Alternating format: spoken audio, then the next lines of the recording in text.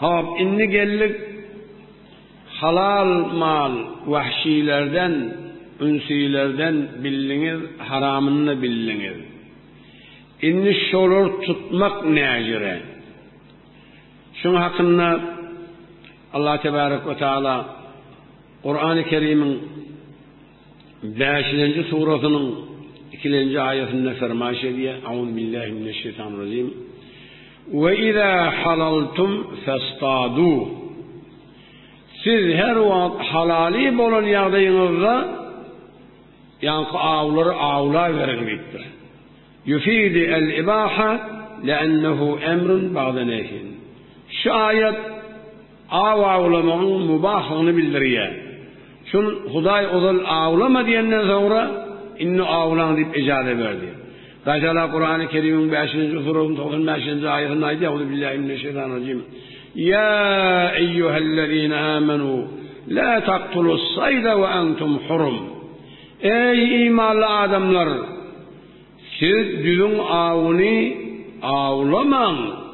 Özünüz ihramlı olup duran yağdayınızda Mekke'ye varıp Beytullah'a gidip hac etmekten şurayı ihram giyinenizden sonra, ihramlı olmanızdan sonra bir yerin yüzünden avlamak.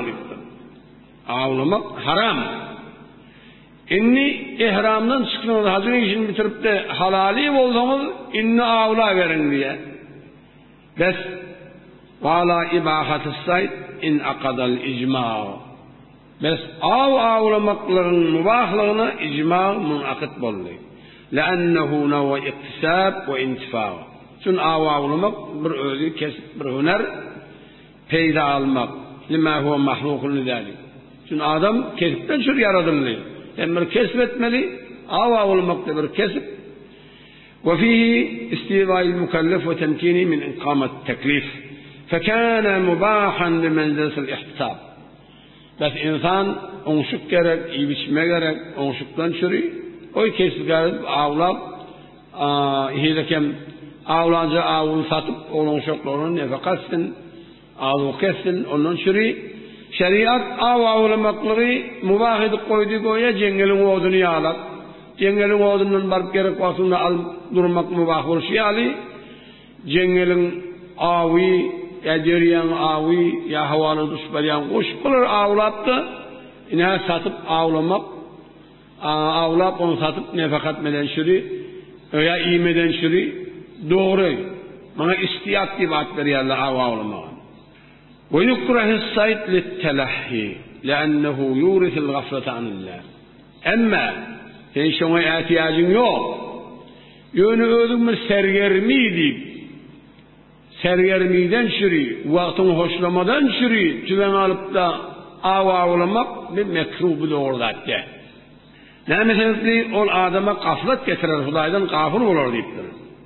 Çünkü Peygamber Aleyhisselatü Vesselam bir hadisine ait ya, men ittebeğas sayda gafal.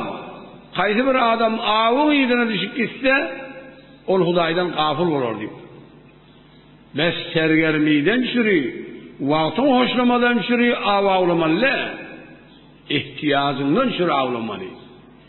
Yine bir hadisinde Peygamber Aleyhisselam ediyor ya, men katale usuran abasen acca ilallahi yevmel kıyama yakul ya Rab inne fulanen kateleni abasen ve lem yaktulli menfaaten. Bir adam bir serçeni öldürse deyiptir. Tüfenglep, ya sapan bile bellep bir serçeni öldürse, şol serçe Hudaya şikayet eder, kaç ses bilen.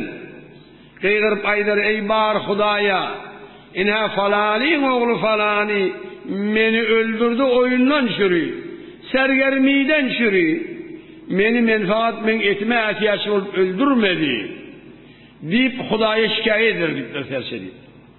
Bes el istiyad fil asli mubahun. Asılla avlamak mubah. Limen yettegizehu hirfeten lil iktisab. Fakat şunu keşfetmeden şunu, şunun onşuk kazanmadan şunu, yetinip yasatıp puluna, ihtiyacını sarf etmeden şunu, avçılık doğru.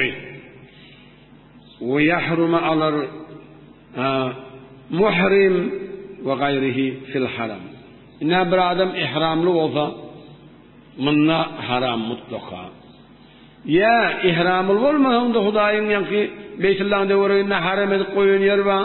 O tadaki avları muhrim de olsan, muhrim değil de olsan avlamalı. Haram.